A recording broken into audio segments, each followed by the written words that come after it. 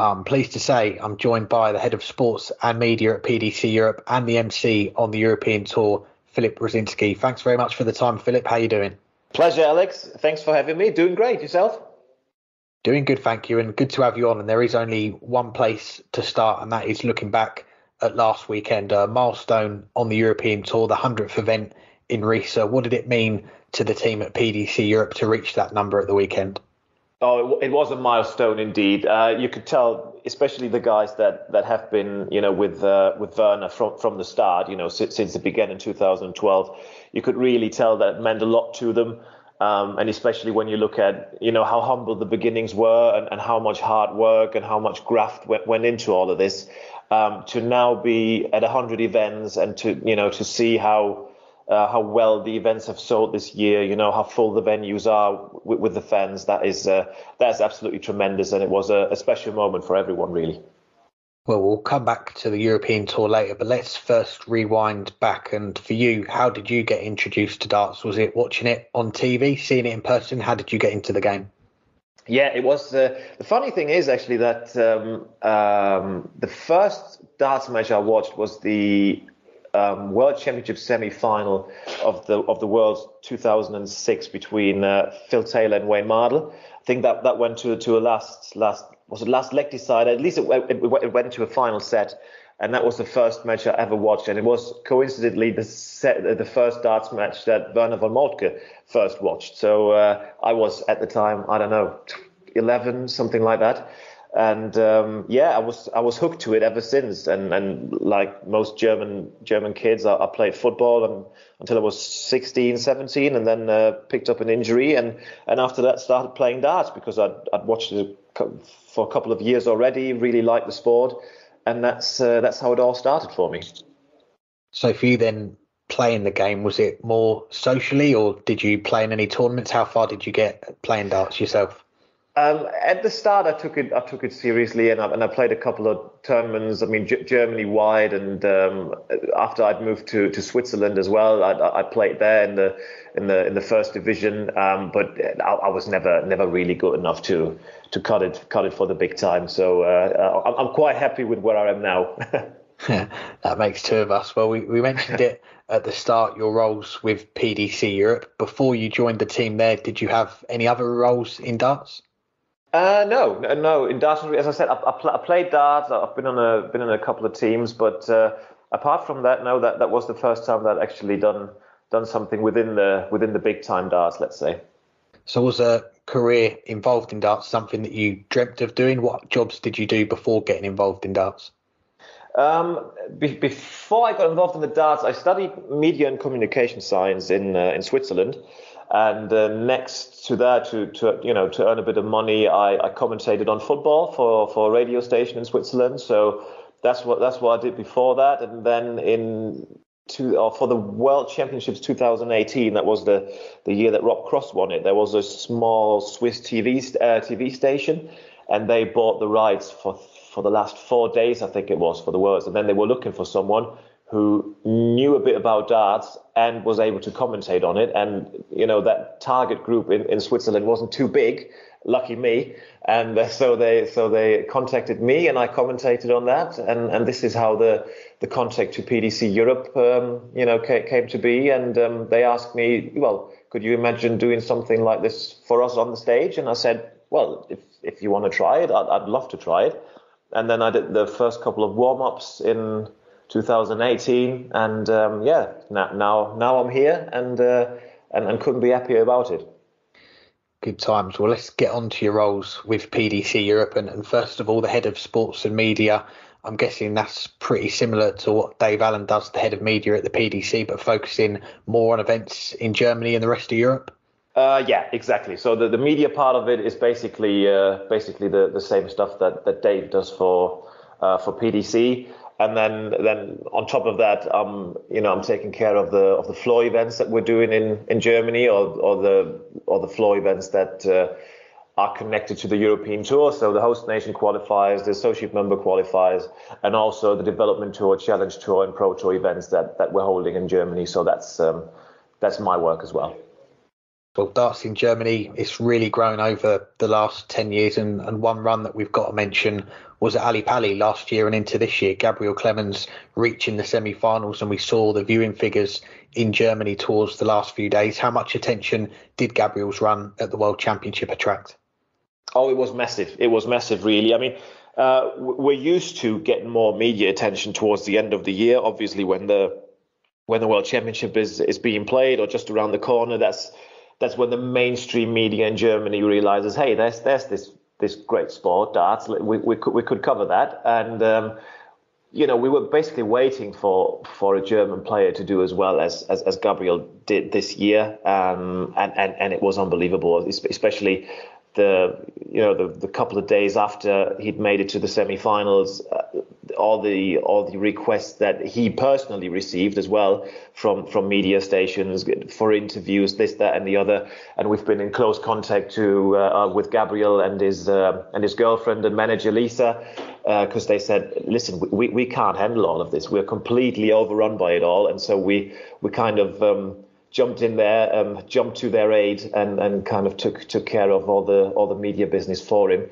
And if we'd wanted to, we could have had him on a TV show for 4 weeks running after the World Championship, which obviously wasn't realistic. So we had to pick and choose a little bit. So it was really massive, and it was great to see darts getting so much media attention here in Germany. Yeah, what a run it was. And there was a few rumours going around that Gabriel could be included in the Premier League this year. Obviously, you've got the night in Berlin. That's now well established on the Premier League calendar. But how close do you think we are to seeing a German player selected for that event? And what would that do for the game in Germany as well? It would have been quite interesting to see what the decision would have been like had Gabriel made it to, let's say, the semi-finals of the Masters as well. I think it would have been in with a good shot on making the Premier League then. But to be honest with you, I think for him it's a good thing not to be in it yet, because I mean you know it as well. The Premier League has been quite difficult for a number of players in the past as well. If you're in there and if you're not ready for it, it can really shoot your self-confidence. So I think it's just the right thing now that he's not in yet. And, we'll see how he does this year. And we'll also see how Martin Schindler does, for example, because he's making moves and making waves on the European tour. So I don't know. We see how those guys do. If they can turn up at major events regularly and make semi-finals, quarterfinals, maybe along the line win one of them, or then why not have a German Premier League player? That's a fair point. Well, from the German number one and number two to two players who won their tour cards at Q School at the start of this year, Daniel Klose and Pascal Ruprecht. We've seen Pascal a couple of times on the Euro Tour already this year, but what can you tell our listeners about both of them players? Well, with Pascal, it's actually, it was funny, really, because to be honest with you, I had never heard of him before he came to Q School, and he'd only been playing darts for 1.5, 2 years before that. So I spoke to him, and for him it was also a last-minute decision to come to the Q School. So I'd never seen him before. Obviously, when we were playing, I looked at the stats and I looked at his results, and I thought, well, who is this guy, Pascal Ruprecht? And obviously, then you start walking around and you kind of watch him and have a look at how he does. And I could just see he's got a lovely throw. He's calm, he's collected, he's cool, and the results. He won this tour card comfortably. I mean, he didn't even have to play the last day, so that was really impressive. And I mean, my impression that I got of him the first couple of weeks or first couple of months now having the tour card, I think he's a very, very nice young lad, and I think he's got a good head on his shoulders. And we see how he does. I think he will do well, because he's got, as I said, a good throw about him, and does things in the right way. Gets his he's doing this. Been taught to be a policeman at the moment. He's finishing that, and when he's finished with that, he can focus on the darts a little more. And Daniel Klose, he's well known. He's been in the Super League, in the German Super League for a couple of years. Has had a couple of good results there. And to be honest with you, before Q School, he was one of the German players where I said I've got him very, very high on my list to win a tour card, because he played a couple of the Modus Super League events, and he looked really, really good there. And just a really good player, really calm, collected, and good to see, and good for him that he managed to win the tour card.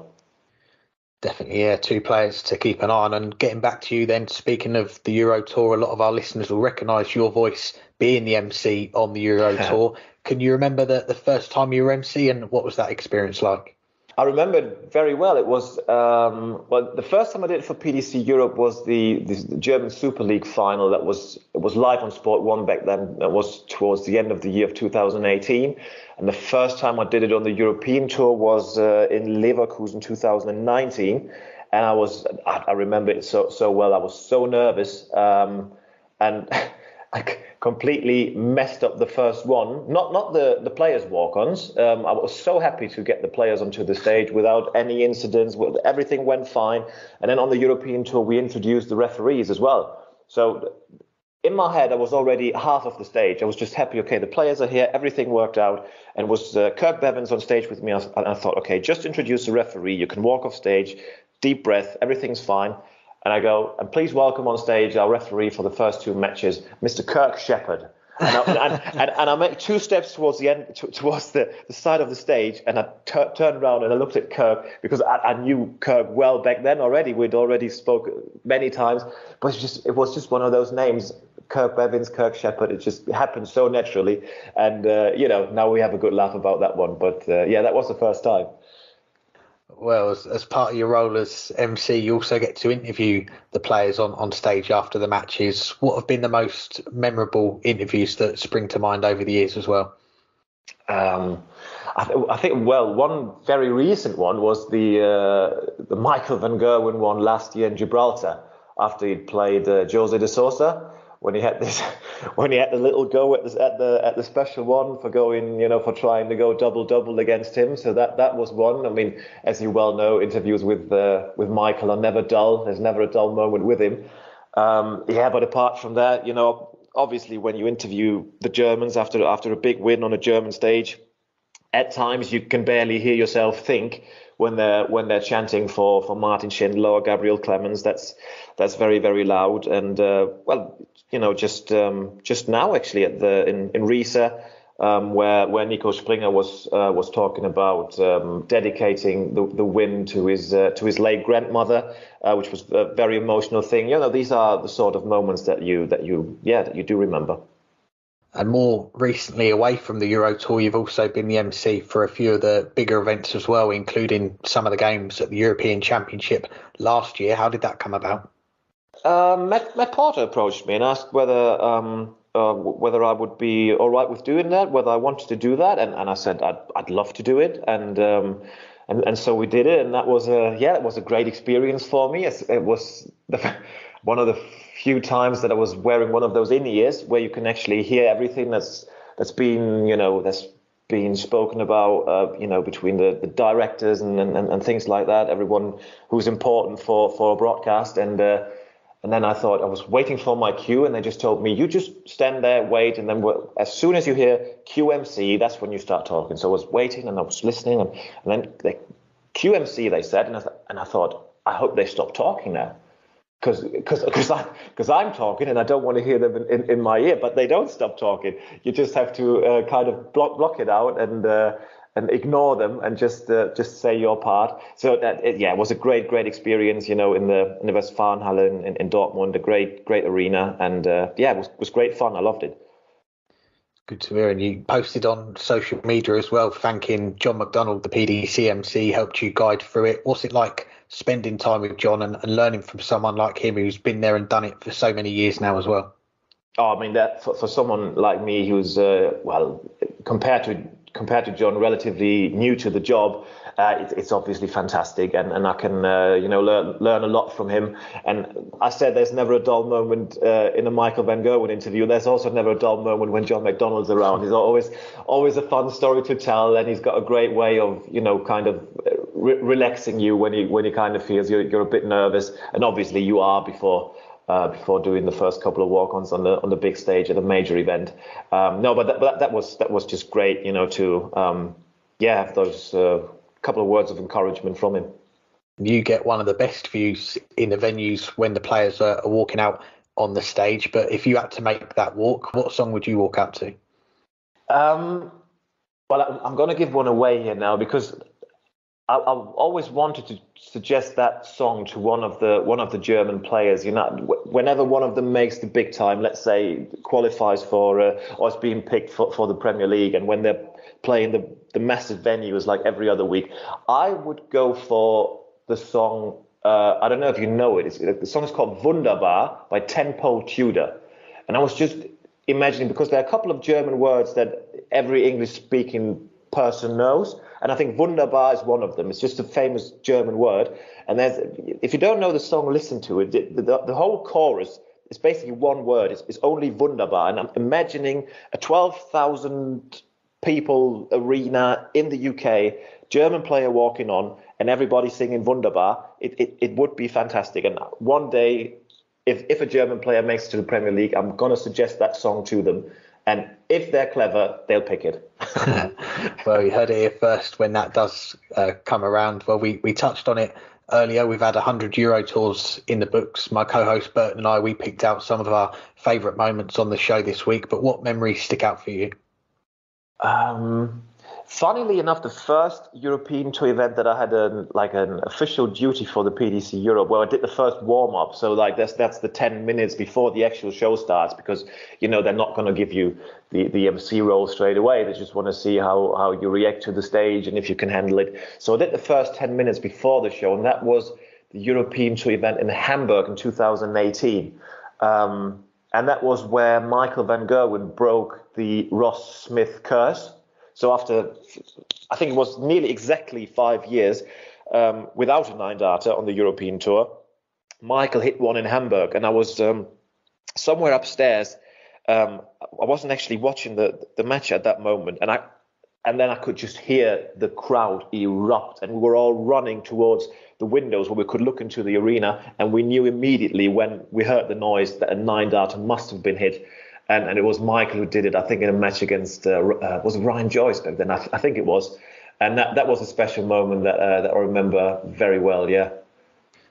A good choice. And just a few more before we let you go. And looking ahead, we've got the World Cup coming up in June, a revamped World Cup with the move to all pairs. We've got more teams, the group stage to start as well. What did you make of the changes when you saw them?